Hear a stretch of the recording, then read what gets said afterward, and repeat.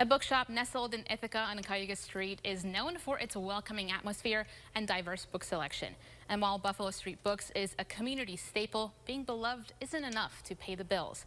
I spoke with the bookstore on how it's turning the page on a new business model. Buffalo Street Books is no stranger to financial issues. In 2017, it was in crisis.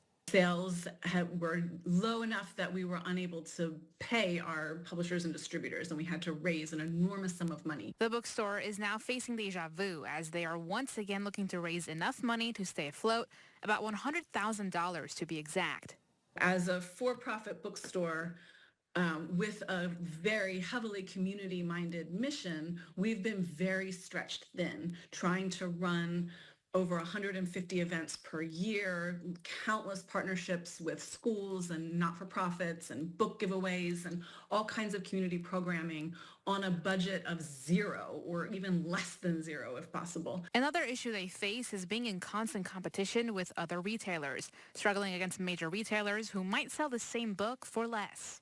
Indie bookstores are just notoriously struggle. We can't discount our books, across the board in the way that they do. That's not legally okay. We have to sell our books at the price that's printed on the book. Despite the struggles, the store has continuously prevailed with a strong backbone in the community.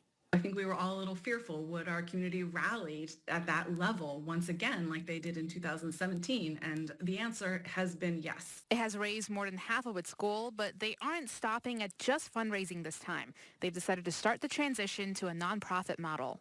We will have additional revenue streams through grants to help cover some of that work instead of doing it at a loss.